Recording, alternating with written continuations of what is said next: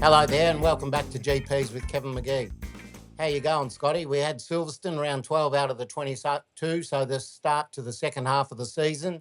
The weather report was completely incorrect, so it was baking hot there in the English heat wave, so mid-30s and a whole lot of different stuff at Silverstone. Yeah, no, 100%. Kiwi, got our viewers. Yeah, mate, they've had a heat wave all over Europe, haven't they? So they've just they got the end of it there in England. But yeah, mate, Fernandez came out on top. He said he was he wanted to rewrite the book after the trouble he had at in the sprint race. But yeah, come back he did, mate. He just headed from the start and just took off and put a massive lead on everybody. Martin, after a fantastic Saturday, he bounced back, so did Bezzecchi. So you could say the Aprilias are back, 1, 2, and 3. Márquez, yeah, off the pace. I don't know. I saw he had nothing left on that tyre in the sprint race, but he said after the race that everything worked for him as far as the tyres. The bike was great. He did everything in his power to get where he did. So yeah, but he was in front of Bezzecchi there for a while. They had a little bit of a to and fro in the first few laps, but then Bezzecchi went round him and sort of took off after that.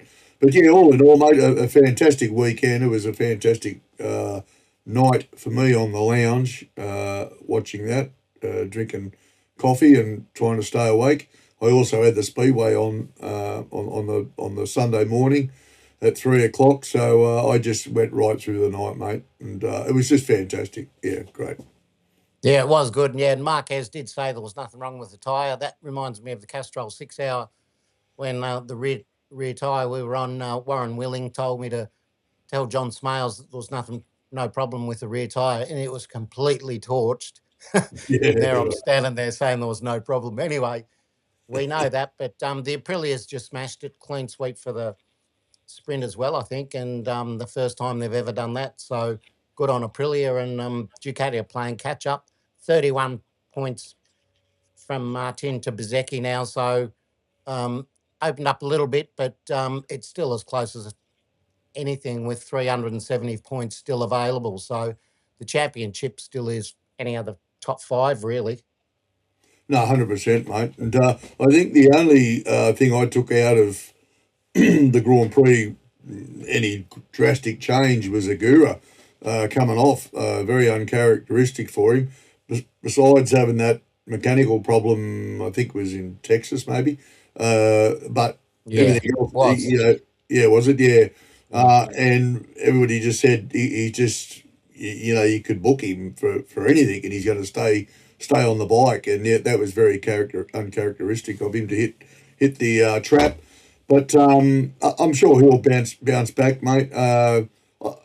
He does bounce pretty well, actually, and I yeah, think he not got as rattled. good I as think he got Bezzecchi. rattled from the start when the launch device, the rear right height device, got stuck down into turn 1 for him and Martin, and Yep. Raul Fernandez just rode away from him. I think it was over a second over the line on the first lap, Yep. and got up to 4.4, nearly 4.5 seconds at 10 laps, which was half race distance. And then Fernandez just managed it from there right till the end and ended up with 2.8 or something over the line. So, yeah, he just managed it. But that rear ride height device doing it to both Aprilias into turn 1, you saw a replay of all the sparks. And they don't want to do anything but going straight ahead when the back's down like that and the front's raked right out.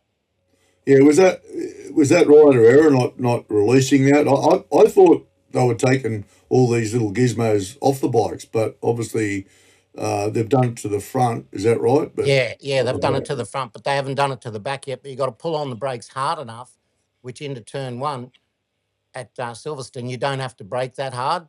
And yeah, clearly they didn't brake hard enough to release it. That can happen at Phillip Island too. I think it's happened to Jack Miller before in places. So, the devices are great, but they can hamstring you as well. And in that case, they did. Yeah, yeah. No, yeah, yeah. When I saw that, I just got really frustrated. Uh, um, yeah. So all in all, mate, with the race, what was your take on uh, on the Aprilias, mate? As far as look, I just thought that Alex Marquez did a fantastic job all weekend. I thought he was the best of the Ducatis, apart from Digia.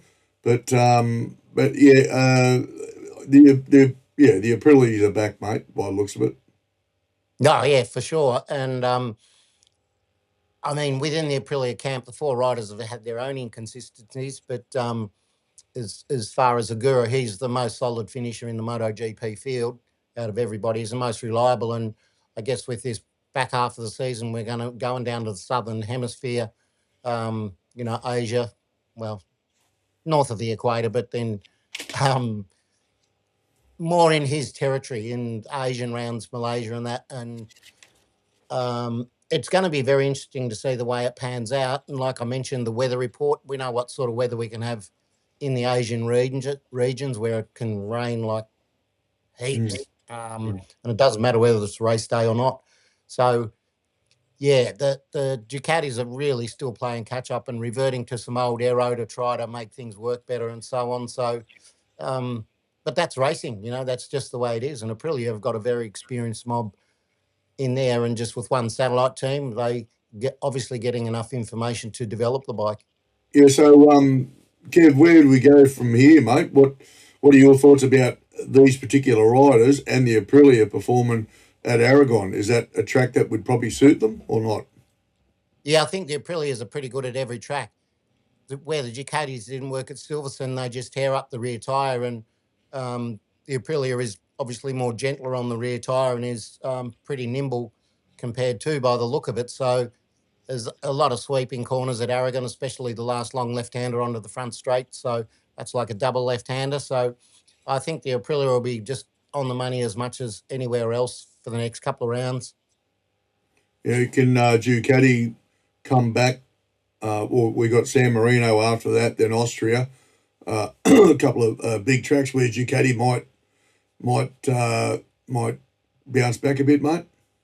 Yeah, I think so. Misano will be a good one for Ducati with, some local testing there and the, factory and all that sort of thing. So they'll have a lot more information and they'll know more or less exactly what base setting to go to when they hit the Grand Prix for Misano. Yeah, yeah, 100%, mate. Uh, Now, mate, moving on to Moto 2. Did you see the race? Yeah, bit of madness, Fantastic Moto race. 2 madness. Oh, mate, that was fantastic. Jesus, it was great. That was probably one of the best Moto 2 races I've seen. And the finish, Gonzalez, geez, Christ almighty. I mean, It's been done. It's been done before. Guys have thought they've won Czechoslovakia oh, years ago. One of the oh, 125s back in the day, I think it was, sat up lap early and oh. yep, she's all And over. what do you think happened at the back there? The other rider bounced off him there Yeah, when he realised, shit, I've celebrated too early, and then all the sparks came out, and he dropped down. I think he finished 14th, so out of the points. So yeah, not a good day for him. And even if he had finished, in the top 3 or 4 after his mistake, it would have extended his lead some, but. To be stagnant after doing that whole race and then finishing like that, fucking idiot. yeah, but that's 17 laps. If it's 17 laps, you can't stop on 16. You can only win it on the last lap. You got to get to that checkered flag. There's Yeah. one massive clue. You look along pit wall when there's a black and white checkered flag there. That's when you roll off. You don't Yeah, do it till what do you then. think? What do you think was going through his mind? Maybe he was counting the last 3 laps down. When you say, right, I've got 2 laps to go, I've got to make a move now, like it's now or never. And maybe he went and just thought, oh, this is it. This is the last corner. I've got to get through it and Right. stay in I front. I think I know what happened. He just completely stuffed up, and he'll Yeah. be kicking himself because Oh, I think they well, they used to. I'll have to check if they still do it, but I think it was the white flag out for the last lap, signalling Yeah. that's the Yeah. last lap starting, and then the checkered flag will be next lap. So, Yeah. don't roll off on a white flag if they've got one. Yeah. Would they have had his board out as well? Yeah, Like, or what would have that have said? It just would have said it would have said +0, keep it pinned. keep it in. Yeah, well, obviously he didn't look at it. No. Yeah, I don't know when because he sort of come up out of the saddle and threw his arm in the air and just went, and then it was like everybody came around. He was like, "Oh shit!" Yeah, but the Like, funny, well, not the funny part. The serious part about that is because there was so many riders so close, it could have been, somewhat of a catastrophe of a massive pile up down the front straight on the start of the last lap. Like, that's why they put the chicane in Red Bull Ring in Austria, because they had a couple of massive multi-bike pile-up things where you couldn't see the bike over the crest. And there was a big one in Moto 2. I can't remember the riders. I think it was one of the Asian guys hit a stricken bike in the middle of the track, and he went absolutely and literally flying. yeah. So that's the downside of that, is that can be a really bad situation for a lot of riders. Oh yeah. Anyway, Senna Aegis, he didn't have a very good one. He was back in the high teens at the end of that one, so He I'm not finished. sure what He happened there. finished 20th. He finished 20th. No, it wasn't recorded on camera. I think he had a bit of a bounce off another rider in the first couple of laps. But anyway, he ended up getting 20th, obviously out of the points. But he's still third in the championship. Yeah. So, like he's everybody's a long way off Gonzalez. And if Gonzalez had actually won that race, he would have been a lot further in front of everybody. So I think that's a given. But in saying that, Aegis has put together another ride in MotoGP, which is fantastic. At the start of the year, I just thought it'd be great to keep him in Moto 2 for another season or so, and get all these ducks in a row. But he seems to have done that, mate. So you probably you wouldn't say no to a MotoGP ride. But Moto 3, mate, did you watch that? Yeah. Yeah, all good with that? No, nothing really stood out. No, Kelso ended up coming back to 6th, so he sort of had a lowly start, but the KTM's the bike to be on there, the top 6 in the championship, and, Joel's found that out this year, moving to the Honda, and all he can do is just charge on regardless and do his best, and he's certainly doing that, and he's going good, as is Cameron Buchanan from New Zealand, a Kiwi, so he's getting his ducks in a row a little bit too, fair bit further down, but in the championship, but he's learning the trade. Yeah, well, Kelso's, he finished 6th then, but he's 16th in the championship, which is no mean feat. But yeah, no, good on him, mate. It was a good race, and it was really good to see him up there, because he's good in qualifying and things like that. He can actually put some really great laps together on the Honda. He's obviously coming to grips with the Honda, but with them all moving to the one bike next year, will that be a benefit for him, do you think? Well, it will be from this year, because they'll be all on the same stuff, where he's on the Honda this year, which and just as it pans out, sometimes the Honda's better in previous years than the KTM and vice versa. So it's one or the other. Joel's just on the wrong one this year, but they'll be all on the same bit of kit next year, and that'll definitely show you the riding talent will stand out. Yeah, right, mate. So, mate, we had a lot of comments come back in the the feedback. Re Jack Miller and the $1 million price tag he put upon himself, and I agree with Steve Martin, because we had Steve on the show, and I agree with what he said, that he probably should be looking at a ride as far as a test rider goes, as a tactical sidestep maybe. You get to do the things you love, like you'll be riding a MotoGP bike on a regular basis, bit less stress. You do what you love to do, and you get the travel, etc. You just don't get to beat anybody. I suppose that's the Well, I bottom. might throw in a couple of wild cards during the year, 2 or 3 wild cards as a test rider. So there'd be a little Yeah. bit there. Or you can look at it the other way. Um, if Jack went to World Supers, the schedule's a lot easier than the 22 MotoGPs. And with a young family, that would make life easier for him in World Superbikes. Mm. You'd have to say that the World Superbike paddock is less intense than MotoGP. And he could turn out to be World Superbike champion, maybe even a couple. You never know for Jack, because there's plenty of talent there. He's another one just on the wrong bike this particular year, but that's all going to change next year for MotoGP and Moto3 with the 850s and then the all field Yamahas. Yeah, 100%. But there was also, in the same sort of feedback, there was a lot of people on there who said, he won't make it as a world superbike rider. I've seen the MotoGP riders who have gone there, a lot of good ones, and it all comes down to the bike, I think, because you've got some greats there and they're still riding mid pack, but Jack's a bit different than a lot of them. I think he's just a born racer, and he's hard on the bikes. Nobody was harder than him on tyres, mate. And he's used to Michelins. He's going back there. They're on the Michelins. If he goes back there, that is. But I think I like the fact that he could be a Grand Prix rider and still get a couple of wild cards. That's probably where I would be.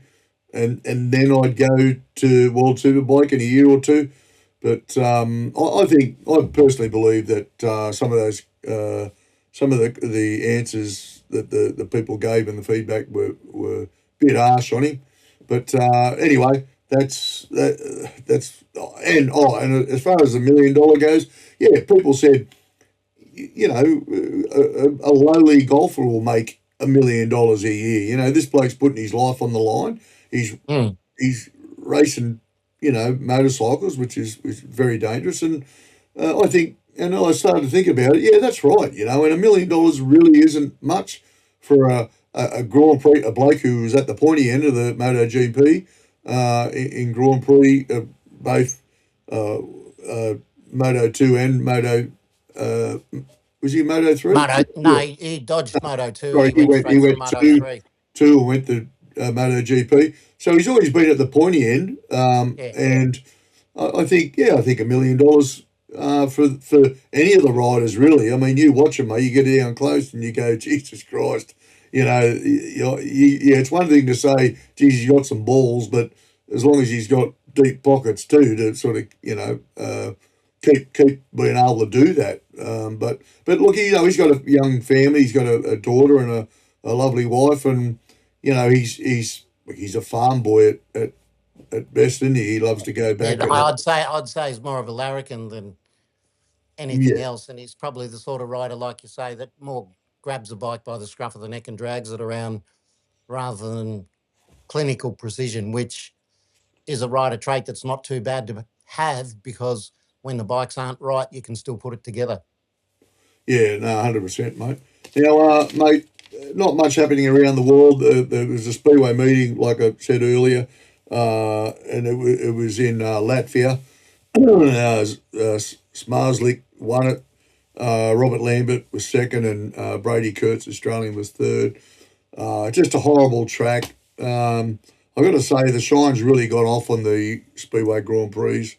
It's not so much the new management, it's the tracks. Jesus, mate, this, you turn up with the best equipment in the world to ride against the best riders in the world, and they can't fix a track. And they keep having these meetings the night before the track. And now I believe that the track needs to settle as far as dirt goes. You need to be able to grade it and let it settle like a good spaghetti, And they're just not doing that, mate. And they're backing up. They're working through the night to repair the track. The ruts are there from the same place last night. And, they just need to get rid of all these stupid qualifying things. Like, you're in the Grand Prix for a reason, mate. Don't worry about the qualifying. Just get on with the meeting itself. Mm. Anyway, that's enough. But listen, mate, there's something I really haven't talked to you about as far as getting information out of you. You're not very forward with your answers, but mate, I just put a couple of questions down here because a few people have asked me. So, mate, what was the best track you raced on? As in favourite tracks, there's a Oh, few really. Phillip Island's definitely one of them. Suzuka's another. Oran Park was another good one. It was rough as a hash and undies, but it was still good fun to get around because it was a real scratches track. yeah, Mount Gambier, Mac Park in Mount Gambier is a very good track for learning because it's got quite a few quirky corners. One in particular that's nicknamed the Water Tower. yeah, You could just ride around the outside of that and make up places when guys are being tentative. So that taught me a lot towards my road racing career. I really did like Laguna Seca. Just had no luck there. yeah. Just a good fun track. I really enjoyed Bathurst as well, which you got to treat with respect. That was another question. Did you like Bathurst? Because, Yeah, definitely. but what about the dippers and that, mate? Coming down through there, how'd you feel about that? I And loved what it speed? because What speed would you be coming down those dippers? And they were super bikes, weren't they? That you're on. yeah, Superbike / Formula One Yeah, sort of thing. yeah, Yeah. I can't remember. It wasn't that fast. I don't think you'd be doing much more than 80 k's or something down the dipper. yeah. But Right. what the secret to getting through the dipper was get all the turning in the S's done early so that you're turning across the dipper. I used to more or less skate it down on two wheels, like in a two-wheel drift, rather than ride actually straight down it or slightly Yeah, cornering down it. Have it so it's sort of already started to turn. And when you hit the bottom, I'd just like give it a good whack on the gas in second when it all the weight dropped and you had a lot of traction, and then it just jet straight away yeah, down towards the S's, and you had to be real careful. What was it, Forest Elbow? You had to be real careful you didn't get into there too quick because it's real easy to run off the way it goes off camber and stuff. And if you got out of the dipper like that, it was real easy to get in there too fast. yeah. Right. They didn't have the chase back in your days. I think they got rid of that Nah, about 70 years ago. yeah, Yeah, nah, it was didn't just didn't do the on chase. right straight, and you got airborne and that last sort of hump where the chase really is now, isn't it? So yeah, Yeah, just down um, past Robbo's bar there. yeah, Yeah, exactly. 294 on the FZ1000. They got us at down there on the back wheel. that's unreal, huh? It's Mm. unreal for that. Though that's a For that long era, time ago. Jeez. yeah. Mate, and the best bike and why? That particular bike, that FZ1000, I could get it. You could get it around Winton. Was You that could a get it Marlboro, around Bathurst. Marlboro one? Yeah, Marlboro, yeah. Yamaha FZ1000. It had TT Formula One forks, and um, Wayne Smith from Sydney built the engine along with the Wheeling brothers, Warren and Glenn. They all basically built it in Sydney, and yeah, we were pitted against the NR750s, the oval pistoned Hondas in the Swan Series in '87, and we got the job done. Okay, what about a MotoGP? Well, the Grand Prix bikes, the 500. What was your when you went from Superbike to Australian Superbike to the MotoGPs? You obviously rode Yamaha and Suzuki. Mm. Yeah. What was I the tested the Kajiva in Yugoslavia. so yeah? What was the Kajiva like, mate? As far as because that was a bit behind everybody else. So how did you come around getting that to test that? Well, I was considering riding for them because Kenny didn't want me anymore after the first 2 years, so I was looking for riding. Ended up on Lucky Strike Suzuki with Swans, but in the meantime tested the Gajiva in Yugoslavia. Admittedly, it didn't have the stick that the Yamaha had, and the Honda had more stick than the Yamaha had, and the Suzuki was in between them two there somewhere. So they're all much of a muchness, but the Kajiva was definitely a bit slower. Handled nice, but that's not everything. You need a bit of stick as well. Okay, so with the bikes, as far as stick goes, what was your favourite bike, mate? The Lucky Strike Yamaha or the Suzuki Lucky Strike? Well, the Suzuki felt like it had more over rev. The Yamaha typically would just get to like 11.8 and then sort of fall off a cliff, really. Where the Suzuki had a bit of over rev, and that helps you when you don't need to change a gear just before that next corner, and then you've got to change it back under brakes and stuff like that. It can save you some gear changes, which saves the whole geometry being upset, and then you're getting into the corner unsettled and stuff. So a bit of over rev is a good thing. But the Yamaha with its twin cranks, it was a bit torquier as well. Yeah, okay. Who was your favourite teammate, mate? Like as far as somebody that you could have a laugh with, because you're pretty laid back. You wouldn't be like Wayne Gardner or Mick Doohan in the pitch. It would have been all business. You can still have a laugh and get on with the business, and that if you've got a teammate, it can be as relaxed as that. It makes for a good team, I think. Yeah, got on well with Swanson Rainey. But I think different personalities, like you say. Mike Dowson in Australia for the Marlboro Yamaha dealer team, he was a good teammate. We got on well. Yeah, no dramas, all Yeah. good. And your toughest competitor, mate, in the Grand Prix. Probably, I still say that Eddie Lawson was the most consistent, hardest guy to beat back in the day. Yeah, right. He was always there. If you got him one weekend, he'd get you the next weekend. I only got him once, but I beat him a few other times, but not many. Yeah, right. And mate, what was the best country that you'd visited as far as the MotoGP circus goes? As far as just a beautiful town, a great sort of track and great atmosphere, and the lead up to the race itself. I mean, it would have been, because you're in a motorhome, that would have been fantastic. I found it all interesting because I'd never been to Europe.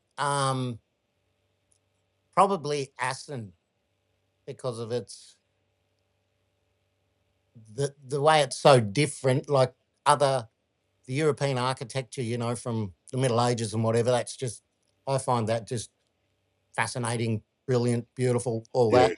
yeah. Um, Mayonnaise on chips at Assen, that was a wake up call for a Western Victorian kid. Um, They do that. They do that in Bondi, mate. I still don't get it. yeah. Um, yeah, the cobblestones in the villages and the canals and all that, that's kind of a real spin out when, we have floods and bushfires in Victoria and you've got canals and things in Holland that was just sort of fairly different. Yeah, and pretty hard to get around a lot of different. It would have been hard as a MotoGP rider, or sorry, a Grand Prix rider. Back then in Japan, even like they go crazy for the riders themselves, isn't it? So it would have been hard just to get the family out and go for a walk around town, have a look, wouldn't it? Oh yeah, they definitely know who you are over there because that's all they do. The fans are massive over there, and yeah, it's a great place to be. And it's another really good culture. I like the food and just the way things are over there. But as you say, the only way to get around there is public transport, red rattlers and bullet trains. Yeah, right. Okay, yeah. Did you go on the bullet train? Yeah, heaps.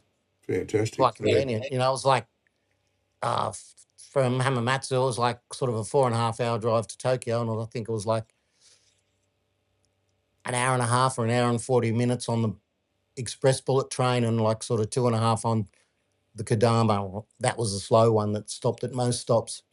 mm. Yeah, right. Mate. Shinkansen, I think, was a fast one, and Kodama was a slow one. Okay, so the all important predictions, mate. I think Alex Marquez is due for a win, and Basecki in the number 2 spot with Ogura. He'll definitely bounce back from the British Grand Prix to finish third. As far as the predictions go, I reckon we're going to see Marco, Bezzecchi, Agura, and Martin. And Marc Márquez is going to be fast, but he's just not going to be able to stick it on the podium. Okay. All right. Well, until next week, thanks for joining us, viewers, and we'll see you next week. We may have a guest, but if we don't, you'll just have to put up with Kev. Thanks. Yep, that's all for now, folks. Thanks a lot. See ya.